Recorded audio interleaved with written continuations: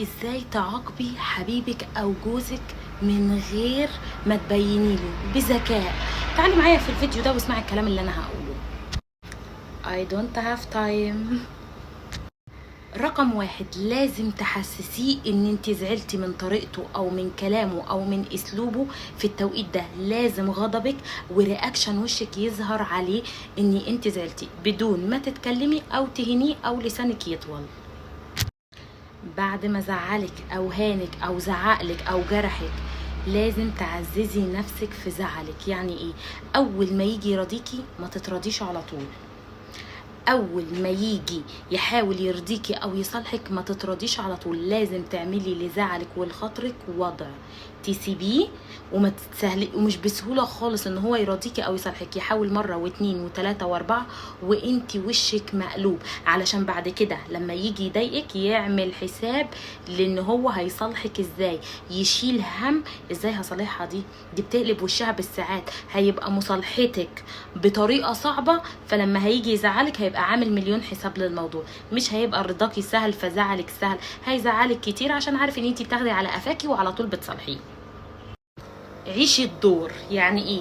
قولي له انا مش قادره اتجاوز ان انت عملت معايا كده، انا مش قادره اتجاوز ان انت فعلا قلت ادبك عليا او اهنت.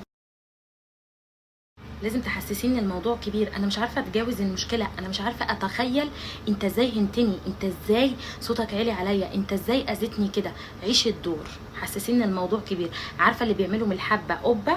هو ده. العقاب الاشد نفسيا. يعني ايه؟ انا كان نفسي اتجوز راجل حنين، ما كنتش عامله حسابي ان انا هتجوز واحد زيك. انا كنت محتاجه ان انا اتجوز حد يراعي مشاعري اكتر من كده. ما كنتش متخيله ان انا في يوم من الايام هتجوز واحد يهني بالشكل ده. مثلي، حسسيه ان مش هو رجل احلامك، مش هو فتى احلامك، مش هو ده الخازوق اللي انت كنت مستنياه. عارفه انت اللي صام وفطر على بصله، ده حتى البصله ما لحقهاش، دي البصله ليها فوايد، انت مالكش فايده خالص. لازم تحسسيه نفسيا ان انت ما كنتيش متخيله ان بعد ما استنيتي واتجوزتي صمتي ونزلتي عليه هو. حسسيه نفسيا ان انت لا، مصدومه اللي بيحصل. العقاب اللي ممكن برضو تتبعيه الصمت العقابي، ان انت تعامليه بالمثل في هدوء. يعني هو جرحك في وقت معين، اجرحيه في وقت معين. هو مشي وسابك في وقت كان لازم يقعد فيه، امشي وسيبيه في الوقت اللي كان المفروض تقعدي فيه.